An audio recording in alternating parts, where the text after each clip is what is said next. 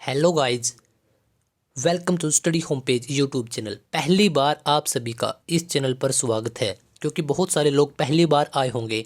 और क्योंकि पहली बार यह क्लास हम स्टार्ट कर रहे हैं हिस्ट्री की हम पूरी हिस्ट्री को कवर करेंगे। हिस्ट्री के सभी पोर्शन को हम कवर अप करेंगे और आपका एक बार इस क्लास में स्वागत है। और यह हमारी दो लाइनें प्यारी सी, इतिहास तेरे नाम का भी लिखा जाएगा, इतिहास तेरे नाम का भी लिखा जाएगा अगर कुछ समय तू किताबों पर लगाएगा। गाइज, बिल्कुल स्टेक लाइनें बैठती हैं उस इंसान पर जो बहुत कुछ करना चाहता है और अपना कीमती टाइम किताबों के ऊपर लगा रहा है। और चलिए एक बार आगे चलते हैं। इतिहास जीरो से सुपर लेवल। तो दोस्तों मैं आपको बता दूं, यह हमारी पहली क्लास है और इतिहास हम इस क्लास में पढ़ेंगे, पूरा इतिहास। और जीरो लेवल से मतलब कि अगर आज तक आप इतिहास से, हिस्ट्री से अगर आज तक आप डरते रहे हो और आपको बहुत सारी चीज़ें समझ में ना आ पाई हो किसी भी रीजन से, चाहे डिफ़िकल्टी के कारण, लैंग्वेज प्रॉब्लम के कारण, रीजन्स कुछ भी रहे हो, लेकिन इतिहास हम इसमें पढ़ेंगे, ठीक है।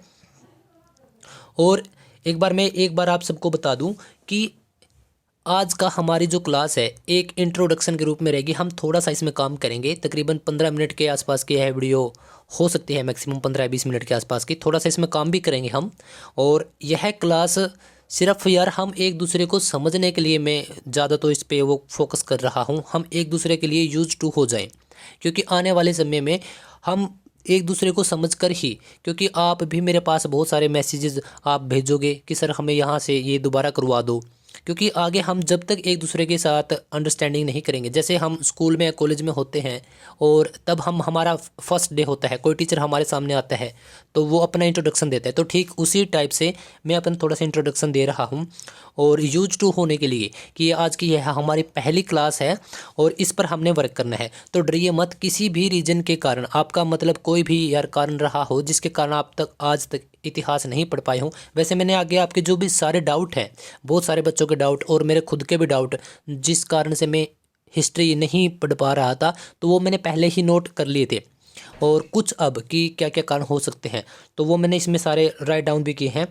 वैसे हम ज़्यादा टाइम नहीं लगाएंगे, ये हिस्ट्री चलो इसको बाद में पढ़ेंगे। हाँ देखो, ये है सबसे पहले कि हिस्ट्री इतनी जटिल होती है, डिफ़िकल्ट होती है, तो हम पढ़ें ही क्यों, ठीक है।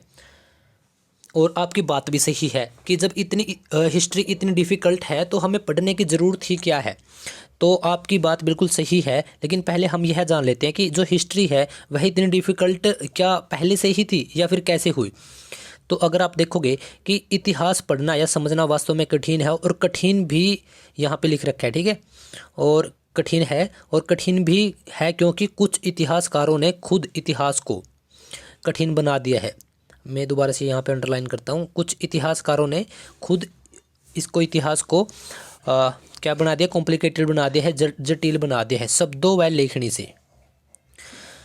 तो दोस्तों जैसे शुरू में जब इतिहास की स्टार्टिंग हुई तो किसी ने तो कुछ तो लिखा होगा, उसके बाद बहुत सारे इतिहासकार हुए, ग्रंथकार हुए, बहुत सारे लेखक हुए और उन्होंने अपनी लैंग्वेज में या अपने हिसाब से इतिहास को इतना जटिल बना दिया है कि जो आसान सी चीज़ें और वो हमें समझ ही नहीं आ पाती। अच्छा अब एक बात सोचिए आप, जैसे कि आपके परिवार में आपके फादर साहब, उनके फिर फादर साहब यानी कि आपके दादाजी, फिर उनके फादर साहब यानी कि आपके परदादा साहब, ठीक है। यहाँ तक एक एग्जाम्पल देता हूँ मैं।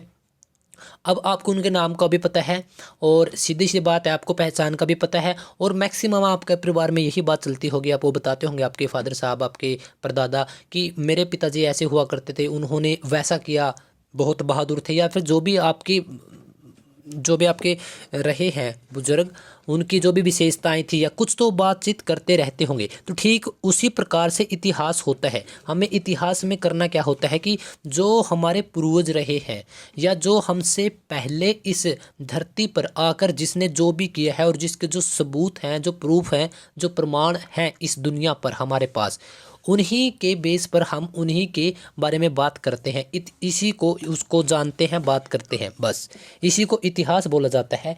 लेकिन इतिहास को सिर्फ इतनी सी बातों को जो इतिहासकार हुए हैं, सब नहीं लेकिन मैक्सिमम बहुत सारे, उन्होंने इतना जटिल बना दिया है। इसी वजह से हम हिस्ट्री से डरते हैं, हिस्ट्री से भागते हैं, इतिहास से भागते हैं। लेकिन आप यकीन मानिए कि अगर हम इतिहास को सिर्फ एक बार समझ लेते हैं, पढ़ा तो आपने पता नहीं हज़ारों बार होगा, क्योंकि हम स्कूल में भी, फिर उसके बाद कॉलेज में भी, उसके बाद फिर कोचिंग पे, उसके बाद या फिर हमने वैसे कोई बुक ले ली, उसके बाद यूट्यूब पे कोई वीडियो, तो बहुत बार पढ़ते हैं हम, अनगिनत बार, और बचते भी हैं। और एक टाइम वो आ जाता है जब हम इससे भागने ही लग जाते हैं। लेकिन अब आपको ऐसा नहीं करना है, क्योंकि मेरा मकसद यही है कि मैं आप सबको समझाऊं।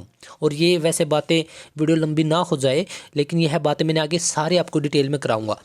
तो हम एक बार जल्दी जल्दी कर लेते हैं। तो आपको इतिहास क्यों पढ़ना, इतिहास जटिल है, यह बात आपकी सही है, क्योंकि कुछ इतिहास को एक इतिहासकार ने तो लिखा नहीं, अलग अलग इतिहासकारों ने लिखा है। तो इस वजह से अलग अलग मत होने के कारण भी इतिहास थोड़ा सा क्या है, जो कॉम्प्लिकेटेड हो गया है, ठीक है। और आगे क्या लिखा है कि कुछ लेखकों व इतिहासकारों ने जो उनका समझाने का तरीका था, उन्होंने उसको भी जटिल बना दिया है, ठीक है। और ऐसे बहुत से कारण हो सकते हैं जिसके कारण जटिलता है, पर अगर हम एक बार अच्छे से समझ लेते हैं इतिहास को, और आगे अब आपको कराते हैं, ठीक है, यह समझ लिया। दूसरा पोर्शन है हमारा, यह क्वेश्चन है जो मैंने उठाए हैं इसी वजह से कि आप लोग जो हो वो डरना सको। आगे क्या है कि पर हम इतिहास क्यों पढ़े और इतिहास पढ़कर फ़ायदा क्या होगा। तो आप एक बात सोचिए कि आप 5 साल पहले क्या कर रहे थे। उस समय पे आपके कुछ तो नियम होंगे, कुछ तो कर रहे होंगे, जहाँ आज हो, यहाँ तक कैसे पहुँचे हो, अब तक का जीवन आपका कैसा रहा है।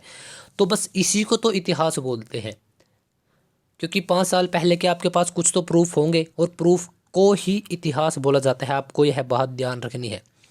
और इतिहास को मैंने आपकी सुविधा के लिए 3 मेजर, जो 3 बड़े पार्ट हैं, उनमें डिवाइड कर दिया कि हमें इतिहास क्यों पढ़ना चाहिए। तो इसमें क्या है, इसमें नंबर 1 की नॉलेज।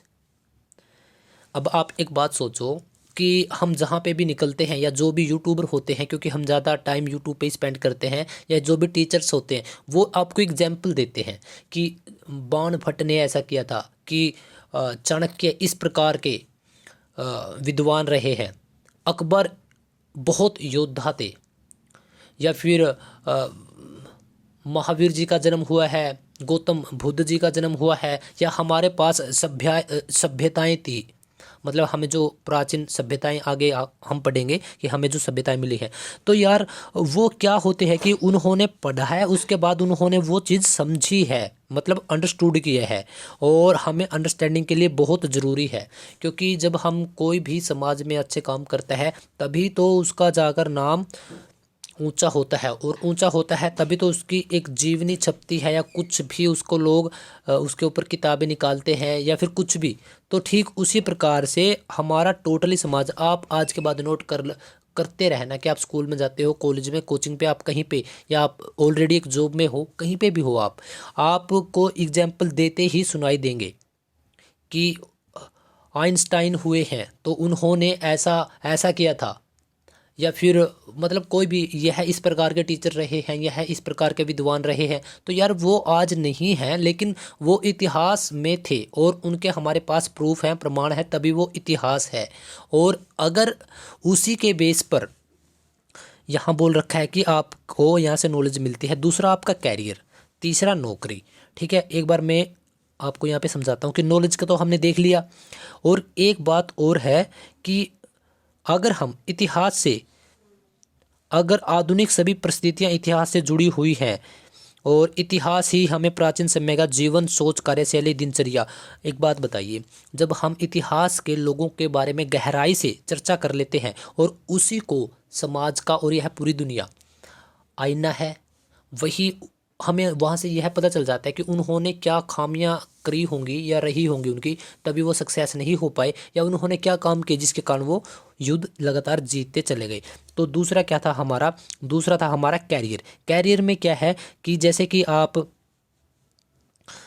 आप अध्यापन का काम कर सकते हो, आप टीचर, अगर आपको आप टीचिंग लाइन में जाना चाहते हैं, लोगों को प्रेरित कर सकते हैं, मोटिवेशन, इतिहास की गहराई से समझने के बाद आप पुरातत्व विभाग, संग्रहालय, इतिहास की रिसर्च जैसे बड़े विभागों में जा सकते हैं। यह मैं स्पेशल हिस्ट्री के लिए बोल रहा हूँ, क्योंकि जो आप ये शब्द देख रहे हैं पुरातत्व विभाग, इसमें क्या होता है, जैसे हमें कुछ खुदाई के बाद या फिर जो हमारी प्राचीन चीज़ें हैं, मैं यहाँ पे बिल्कुल सिंपल लैंग्वेज में बोल रहा हूँ, जो भी हमें सामान मिला है, जो वस्तुएं प्राप्त हुई हैं, उनको उनकी देख रेख करना, उनको संभाल कर रखना, उनकी खोजबीन करना, यह सभी पुरातत्व विभाग के अंदर आते हैं। संग्रहालय उन सब चीज़ों को म्यूजियम बोलते हैं, जिसको उसके अंदर रख रखाव से अगले टाइम तक रखना। इतिहास की रिसर्च, क्योंकि रिसर्च भी इतिहास के ऊपर लगातार जो हमारे इतिहासकार हुए हैं उनके ऊपर भी बहुत सारी रिसर्च चलती रहती है, और जो हमारा प्राचीन टाइम जो समय गया है उसके ऊपर भी लगातार रिसर्च हो रही है। जैसे बड़े विभागों में भी आप कार्य कर सकते हैं। इसके अलावा यह सिर्फ मैं नौकरी के लिए आपको बता रहा हूँ, इसके अलावा यह कैरियर है। इसके अलावा अगर आप इतिहास में आपकी अच्छी से मजबूती से पकड़ हो जाती है तो आप इतिहास विषय में लोगों को आगे राय दिखा सकते हैं, और आपके जीवन में एक अलग विचारधारा के आप व्यक्ति बन सकते हैं। तीसरा इसका ऑप्शन आता है नौकरी के लिए। तो नौकरी के टाइम पे जो जॉब्स होती हैं, आज के टाइम पे ऐसा कोई भी एग्ज़ाम नहीं है जिसमें क्या है कि आपकी हिस्ट्री सब्जेक्ट ना हो। जैसे कि एक बार हम चेकआउट कर लेते हैं, ठीक है, यहाँ से। जैसे कि यूपीएससी है आपका सबसे बड़ा सिविल सेवा है, जो यूपीएससी का भारत का सर्वोच्च जो एग्ज़ाम है वह यूपीएससी है। आप में से बहुत सारे लोग जानते होंगे, जो नहीं जानते तो वो रिसर्च भी कर लेना, एक बार इसके ऊपर सर्च कर लेना यूट्यूब पे ही, ठीक है। तो इसमें 30% के लगभग 25 से 30% इसकी जीएस के अंदर आती है। जीएस के जो 4 पेपर होते हैं, ठीक है, 1000 के पेपर होते हैं, तकरीबन 150 नंबर के आसपास उसमें आपको डायरेक्टली आई हुई मिलेगी, और 130 या 150 नंबर के आसपास, ठीक है। और बाकी क्या बचता है, जो आपका प्री एग्ज़ाम होता है, तो उसमें भी यह आई हुई होती है जीके। तो अगर वहाँ पे हम सिर्फ 30 मार्क्स की और पहले हम 120 से 150 नंबर की लगाकर चलें, तो गाइज यहाँ पर आपके 170 से 180 नंबर की डायरेक्टली यहाँ पे जीके आ रही है हुई होती है। और टोटल मार्क्स कितने होते हैं आप सबको पता है ना, कि इसमें 7+2+2 एग्ज़ाम ऐसे होते हैं, और ये सभी 250 नंबर के होते हैं। मतलब हर एक पेपर 250 नंबर का होता है। फिर इसके बाद 275 नंबर का आपका इंटरव्यू रहता है।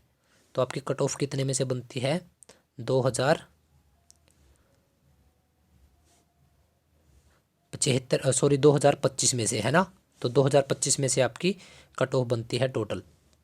तो आगे है स्टेट पीसीएस, जैसे कि हरियाणा का है एचसीएस, है ना, जो मतलब एक स्टेट का सबसे बड़ा एग्ज़ाम होता है। एचसीएस की जितनी वैकेंसी हैं, स्टेट जॉब्स मैंने बता ही दिया, या railway sector, banking sector, technical जो सेक्टर है आपका, टेक्निकल नहीं, यहाँ पे टीचिंग सेक्टर है। और इसके बाद हम बात करते हैं, जैसे अगर आप खुद का कोई कोचिंग इंस्टीट्यूट ज्वाइन कर सकते हैं, जहाँ पे आप स्पेशली हिस्ट्री को पढ़ा सकते हैं, रिसर्च आप कर सकते हैं, म्यूजियम मैंने आपको बता ही दिया था, इसके ऊपर आप अगर किताबें लिखना चाहते हैं, आप कोई ऑथर हैं तो इसमें आपको, और फिल्म मेकिंग में किस प्रकार से अगर आप इसके ऊपर कोई मूवी भी बना सकते हैं इतिहास की, अगर आपको अच्छे से जानकारी होती है। और बिजनेस और एडवाइज़र, बिजनेस किस प्रकार से आप रियलाइज़ कर सकते हैं कि पीछे क्या गलतियां हुई होगी, तो वह भी इतिहास का ही एक पार्ट है। और गाइज और बहुत सारे इसमें सेक्टर हैं, अदर मैनी फील्ड्स। और अब हम बात करते हैं कि ठीक है, यह हमने देख लिया कि यह इतिहास हमारे कहाँ पर काम आने वाला है, पर अब हम बात करते हैं कि इतिहास को पढ़े कैसे, क्योंकि इतिहास जो इतना जटिल है उसको हम किस प्रकार से पढ़े, ठीक है। तो मैंने लिख भी रखा है, और मैं एक बार आप सभी को राम राम से बोलकर बता भी देता हूँ कि ठीक है, यह सबसे बड़ा सवाल है कि यह जटिल है, पर हम पढ़े कैसे। पर इसके लिए इतिहास को पढ़ने के लिए या समझने के लिए, ठीक है, मैं क्या करूँगा, मैं आपको बिल्कुल आराम से समझाऊँगा, ठीक है, ना कि पढ़ाऊँगा। क्योंकि गाइज हमने पढ़ा तो बहुत बार है, ठीक है, और इसी वजह से स्पेशल मैं इसी वजह से आप सबको समझाने के लिए यह नोटबुक तैयार कर रहा हूँ, ठीक है, यह नोटबुक तैयार कर रहा हूँ। ठीक है। चलिए फिर आगे बात आते हैं इतिहास की। एक खास बात है कि इतिहास की, अगर आप इतिहास को पढ़ोगे और समझोगे तो इसकी सबसे खास बात पता है क्या है? इसकी यह है कि इतिहास कभी भी बदलेगा नहीं। ठीक है। इतिहास, इतिहास मतलब कभी बदलेगा नहीं। इसका मतलब क्या है? जैसे कि जो अकबर हुए हैं इतिहास में, जो उनका राज्य था या फिर जो उन्होंने युद्ध किए या फिर जो उनकी डेट ऑफ बर्थ थी, वो कभी नहीं बदलेंगी, है ना। तो इसका मतलब सभी इसी प्रकार से महात्मा गांधी जी के साथ, इसी प्रकार से जवाहरलाल नेहरू के साथ, इसी प्रकार से जो हमारी प्राचीन हिस्ट्री है, इतिहास है, जो हमारा प्राचीन इतिहास है, ठीक उसी प्रकार से वह भी कभी नहीं बदलेगा। मतलब यही है कि अगर हम एक बार चीज़ों को अच्छे से समझ लें, बारीकी से अगर हम एक बार चीज़ों को समझ लें तो हमें चीज़ें समझ में आ जाएंगी। ठीक है। अच्छा, अब बात करते हैं फटाफट से कि इतिहास इतिहास का प्रयोग पहली बार कब हुआ, और इतिहास है जो वह भूतकाल की घटनाओं से ही इतिहास को क्यों कहा गया। मतलब कि जो भूतकाल की घटनाएं हैं, जो अतीत की घटनाएं हैं, उनको ही इतिहास क्यों कहते हैं। एक जेन्युइन क्वेश्चन है, यह किसी स्टूडेंट ने मेरे पास सेंड किया था। तो अब बात करते हैं इतिहास का पहली बार प्रयोग। इतिहास का पहली बार प्रयोग यूनान ग्रीक के लोगों के द्वारा हिस्टोरिया शब्द का प्रयोग किया जाता था। आपको ध्यान रखना है, बहुत बार यह सवाल पूछा गया है कि हिस्टोरिया शब्द से निकला है हमारा हिस्ट्री। हिस्टोरिया शब्द से क्या निकला है? हमारा हिस्ट्री। ठीक है। और जो हिस्टोरिया है, यह हिस्टोरिया है, इसका मतलब क्या है? इसका मतलब है दी नॉलेज और इंफॉर्मेशन गैदर्ड बाय इन्वेस्टिगेशन। यानी कि इसका मतलब क्या है? छानबीन करने के बाद जो भी हमें जानकारी प्राप्त होती है उसे हिस्टोरिया कहते हैं। और हिस्टोरिया यूनानी भाषा का एक शब्द होता है जिसको अपने इंडिया में क्या बोला गया? फिर इतिहास। और अब हम थोड़ा सा और पढ़ लेते हैं इसके बारे में। यहाँ पे देखिए क्या है। यूनान ग्रीक के एक व्यक्ति ने इतिहास से संबंधित एक पुस्तक लिखी थी। इस पुस्तक का आपको ध्यान रखना है, हिस्टोरिका। हिस्टोरिका पुस्तक थी और इसके लेखक कौन थे? हेरोडोट्स। और इस हेरोडोट्स को ही अपने इतिहास का, हिस्ट्री का पिता कहा गया। और क्यों कहा गया? क्योंकि इन्होंने पहली बार इस पुस्तक में इतिहास शब्द का या तो इतिहास या फिर हिस्टोरिया शब्द का पहली बार इस्तेमाल किया, प्रयोग किया। ठीक है। अच्छा, अब बात करते हैं हम। चलो कि ये तो ठीक है सर, अब हम बात करते हैं कि इतिहास में हमें आखिर में पढ़ना क्या क्या है। ठीक है। अब बात करते हैं। देखिए, इतिहास में हमें सभी चीज़ें पढ़नी है, जैसे कि जीवन उत्पत्ति के समय क्या क्या चीज़ें विद्यमान थी। मतलब कि उस टाइम पे जब मानव का जन्म हुआ तब क्या परिस्थितियाँ रही होगी और किस दौर से मानव गुजरा है। मनुष्य के जीवन को बदलने वाले कारक, प्रारंभिक जीवन कैसा था, विभिन्न कालखंड। ठीक है। और एक बार थोड़ा सा, हाँ, और विभिन्न युद्ध, आक्रमण, विकास के चरण। ठीक है। बहुत सारे युद्ध हुए हैं, बहुत सारे आक्रमण हुए हैं, विभिन्न महापुरुषों की जीवनी। ठीक है। और इतिहास के चरण की अगर हम बात करें तो हम इंडिया के नज़र से अगर देखते हैं तो भारतीय इतिहास, इंडियन हिस्ट्री। दूसरा आता है विश्व इतिहास यानी कि वर्ल्ड हिस्ट्री। वैसे तो प्रत्येक हर एक कंट्री का अपना अपना एक हिस्ट्री है, जैसे कि China war, America war, Japanese war, Japan की युद्ध, या फिर जापान की कहानी। ठीक है। जापान का इतिहास, सभी के अलग अलग इतिहास हैं, लेकिन हम सिर्फ यहाँ पर भारत के इतिहास को पहले कवर करेंगे। उसके बाद विश्व इतिहास के जो मुख्य मुख्य बिंदु हैं उनको हम लोग क्या है, जैसे फ्रांस की क्रांति हुई है, ठीक है, इनको हम टच करेंगे। ठीक है। और इसको मैंने बता ही दिया। अच्छा, बात करेंगे कि भारत में क्या क्या पढ़ेंगे। भारत में ठीक उसी प्रकार से जैसे पूरे इतिहास में पढ़ेंगे क्या क्या। एक तो भारत की प्रारंभिक स्थिति, बदलाव की घटनाएं, विभिन्न देशों के युद्ध, आंतरिक फूट, क्योंकि भारत के अंदर भी कुछ फूटें हुई हैं। ठीक है। और विभिन्न देशों के जो आक्रमण है, लूटपाट है, विभिन्न ताकतें आई हैं, जैसे भारत की खुद की राजनीति, भारत के वीर योद्धा, महान पुरुष। ठीक है। इन सब के ऊपर हम डिस्कस करेंगे। और क्या डिस्कस करेंगे? बदलती तस्वीर कि पहले भारत क्या था, फिर मध्यकाल में क्या हुआ, और फिर आखिर में क्या हुआ और अब क्या है। और लूटपाट कि पहले भारत को सोने की चिड़िया बोला जाता था। भारत की हार और जीत, ठीक है। भारत की क्या गलतियाँ यार, कुछ तो गलतियाँ रही होगी ना। गुलाम की, जो भारत गुलाम हुआ तब क्या गलतियाँ थी, कैसे किस प्रकार से, ठीक है। चलो एक बार मैं अपना फटाफट से इंट्रो दे देता हूँ, ठीक है, क्योंकि वीडियो 20 मिनट की हो चुकी है। सो गाइज, मेरा नाम है रेमी ढुल और मैं I am totally attached with study background. My hobbies learn and teach. I am very passionate about GK और हरियाणा जीके। तो यह है मेरा एक छोटा सा इंट्रो है और मुझे टीचिंग बहुत पसंद है, बहुत पसंद है। और मैं बहुत सारी ऐसे ही किताबें पढ़ता रहता हूँ। और तो चलिए, यह सिर्फ एक इसी वजह से इंट्रो बनाया है मैंने कि हम यूज टू हो जाएं एक दूसरे के लिए। अच्छा, इतिहास की परिभाषा इसको और देख लीजिए। अब आपका आज से इतिहास की यह पहली क्लास। अब तक था हमारा इंट्रो, लेकिन यहाँ से आपकी स्टार्टिंग हो जाती है। आज थोड़ा सा हम करेंगे, ज़्यादा नहीं करेंगे, सिर्फ 5 मिनट में हो रहा कवर अप कर लेंगे, ठीक है। इतिहास की परिभाषा। तो इतिहास वास्तव में बोला किसे जाता है, हिस्ट्री है जो, उससे किन चीज़ों को इतिहास बोला जाता है। क्या जो हमारा पास्ट है, जो भूतकाल है, उसी को इतिहास बोला जाता है? नहीं।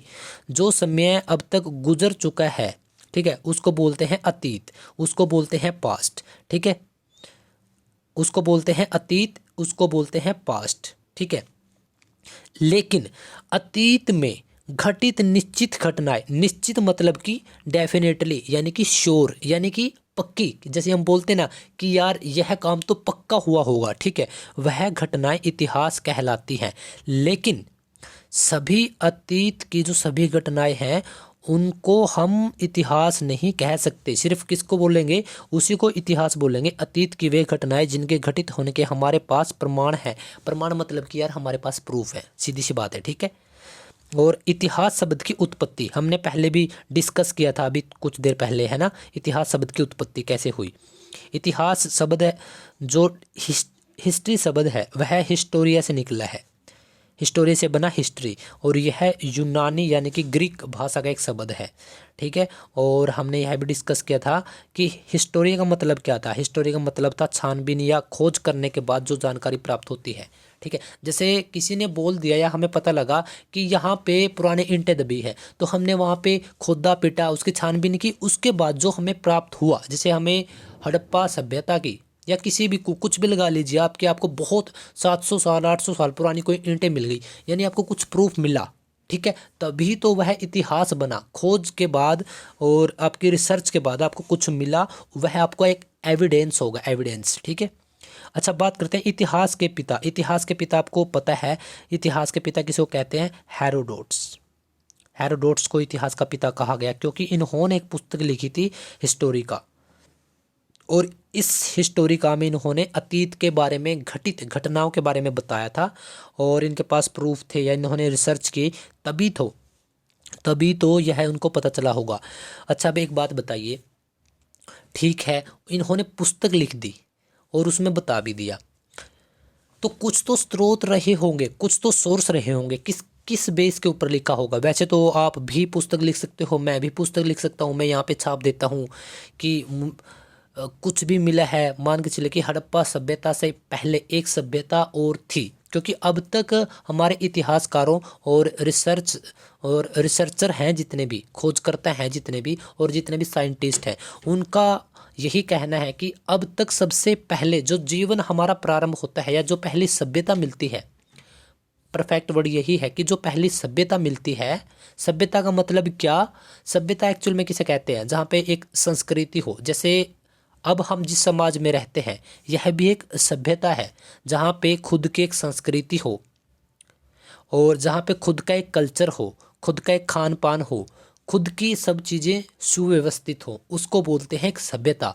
तो जो इतिहासकार, ग्रंथकार, रिसर्चर्स जितने भी हैं, वह यही इसी निष्कर्ष पर निकले हैं कि सबसे पहले जो सभ्यता हमें मिली है वह मिली है सिंधु घाटी की सभ्यता, तकरीबन आज से 4500 से 5000 वर्ष पूर्व। ठीक है, और उसके एविडेंस हैं, उसके प्रमाण हैं, उसके प्रूफ हैं। ठीक है, तो उसी के बेस पे बोल रहे हैं। वैसे तो यहाँ पे मैं भी बोल सकता हूँ कि यहाँ पे उससे भी पहले मैंने एक बुक निकाल दी, उसके अंदर लिख दिया कि 10,000 साल पहले सभ्यता एक मिली थी, कोई भी सभ्यता। ठीक है, लेकिन तब मेरे को पूछा जाएगा कि इसके एविडेंस क्या है, मतलब इसके प्रूफ क्या है। ठीक है, तो उसको बोलते हैं स्रोत।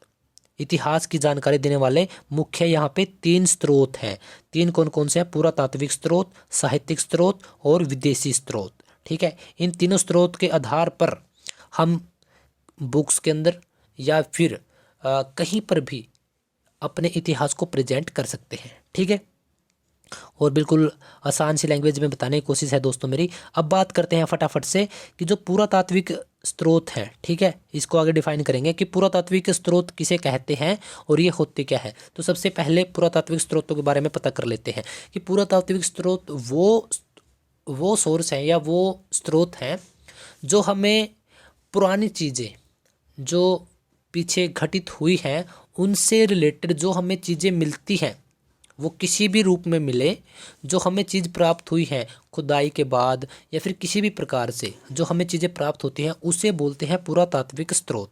और यह बहुत अलग अलग प्रकार से हमें मिले हैं या अलग अलग प्रकार से प्राप्त हुए हैं। जैसे नंबर 1 कि अवशेष मतलब कि जिस सिंधु सभ्यता के जैसे सिंधु सभ्यता के बहुत सारे अवशेष मिले हैं और इस बात का प्रमाण है कि वे सभी घटनाएं निश्चित हुई होंगी। यानी कि अवशेष का मतलब क्या है यार? जैसे कि सिंधु सभ्यता जो थी उसको जब रेलवे ट्रैक्स बिछाई जा रही थी, अभी तो नहीं, जस्ट अभी तो नहीं, लेकिन हाँ तकरीबन 170-180 साल के आसपास जब हम आगे पढ़ेंगे तो आपको बिल्कुल डिटेल से कराएंगे। तब खुदाई के दौरान हमें यह प्राप्त हुआ कि यहाँ पे कुछ ईंटें हैं, कुछ पुरानी ईंटें हैं। तब उसको खोदना शुरू किया तो वह एक लंबी चैन थी और बहुत दूर तक फैली हुई थी। तब हमें वह खुदाई की और उसके अंदर एक सभ्यता थी जिसके बारे में हम डिस्कस कर रहे थे। सभ्यता कैसी? बहुत सारी ईंटें निकली, उसके बाद कुछ तालाब निकले, मतलब कि जैसे एक गांव होता है, ठीक उसी प्रकार से कोई तालाब है, उसके आगे स्नान घर है, उसके आगे अन्न घर है, मतलब कि अन्न को स्टोर करने के लिए। ठीक है, तो मतलब कि अलग अलग प्रकार से वहाँ पे खेती के एविडेंस पाए गए, पशुपालन के एविडेंस पाए गए और एक अंदाज़ा लगाया गया, एक आइडिया लगाया गया, तो उन्हीं को बोला जाता है अवशेष। ठीक है गाइज, और आप नीचे देख सकते हैं अभिलेख किसको बोला जाता है? जैसे कि अगर मैं बिल्कुल इजी और बिल्कुल सिंपल लैंग्वेज में बताऊं कि जैसे आपके घर पर की दीवार पर आप कुछ भी लिख देते हो, ठीक है, और आज से हज़ारों साल के बाद कभी ना कभी तो देखो यार तूफान भी आते हैं, आंधियाँ भी आती हैं और बहुत सारी चीज़ें डिस्ट्रॉयड हो जाती हैं। ठीक है, तो मतलब यह दुनिया जब ख़त्म हो जाएगी, ठीक है, उसके बाद जब नई दुनिया का प्रारंभ होगा, अगर होता है तो तब की बात है। ठीक है, तो खुदाई के दौरान, ठीक है, खुदाई के दौरान फिर आपके घर की दीवार या किसी घर की दीवार में, मेरे घर की दीवार लगा लेता हूँ, कहीं आप बुरा ना मान जाओ। ठीक है, तो जब इसको वैज्ञानिक खोदेंगे, खोजकर्ता जब इसको देखेंगे, तब यहाँ पर इस दीवार के ऊपर कुछ लिखा हुआ मिलेगा। बस यही बात थी कि हमें ऐसी बहुत सारी दीवारें, आपकी देसी भाषा में बोल सकते हैं, उसी को बोलते हैं अभिलेख। तो मतलब बहुत सारी अभिलेख ऐसे मिले हैं जिस पर अशोक के अभिलेख जो सबसे पहले हैं वो अशोक के अभिलेख माने गए हैं, जो खरोष्टी लिपि और ब्राह्मी लिपि में पाए गए हैं। 1837 में इन अभिलेखों को सबसे पहले जेम्स प्रेसेप नामक विद्वान ने पढ़े और बताया कि उस शासनकाल में क्या क्या हुआ होगा। इसका जो है अभिलेख बताया गया है। स्मारक क्या होता है? जैसे कि अब कुतुब मीनार, ताजमहल और जामा मस्जिद, बहुत सारे स्मारक हैं, मतलब कि बहुत सारी इमारतें हैं। ठीक है, इमारतें, मैंने वर्ड भी यूज कर रखा है। ठीक है, इमारतें, ठीक है, इमारतें हैं। तो ये वह हमें यही बताती हैं कि प्राचीन समय की यह इमारतें हैं और यह उन घटनाओं से संबंधित है। तो इस वजह से स्मारक यहाँ पे एक वर्ड है जो उसको नोट किया गया है। अब आगे बात करते हैं सिक्कों की, कॉइन्स की बात करते हैं अब। ठीक है, कॉइन्स जैसे कि जब वो सिंधु सभ्यता थी या उससे पहले, तो वहाँ पे भी हमें बहुत अतीत से जुड़े हुए सिक्के प्राप्त हुए हैं। अतीत से जुड़ी जानकारी का जो मुख्य स्रोत है, जैसे समुद्रगुप्त के हमें सिक्के प्राप्त हुए हैं जिन पर समुद्रगुप्त लिखा हुआ है और उसके पीछे वीणा वादन करते हुए वह चित्रित किया गया है। ठीक है, और यह भी पता चला कि सबसे पुराना वाद्य यंत्र जो क्या है वीणा है। और लास्ट में फटाफट से बात कर लेते हैं एक बार आपकी मूर्तियों की, क्योंकि मूर्तियां भी मिली हैं यार, बस यही चीज़ मिली है। जैसे पशुपतिनाथ की, नटराज की, पुरोहित राजा की मूर्तियां हमें खुदाई के दौरान प्राप्त हुई हैं। और साहित्यिक स्रोत क्या थे, ये क्या थे, पुरातात्विक स्रोत। अब फटाफट से, यह है बिल्कुल इजी और बिल्कुल छोटा है। तो साहित्यिक स्रोत क्या है? साहित्य मतलब कि साहित्य का मतलब आपको पता भी होगा, लेकिन साहित्य मतलब कि यह खुदाई के दौरान तो कुछ किताबें मिली जरूर हैं, लेकिन यह एक दूसरा स्रोत है हमारा। पहला था पुरातात्विक, जैसे खुदाई के दौरान जो चीज़ें मिली, जो चीज़ वो यूज करते रहे होंगे, ऐसा हमारे इतिहासकारों और ग्रंथकारों ने बताया।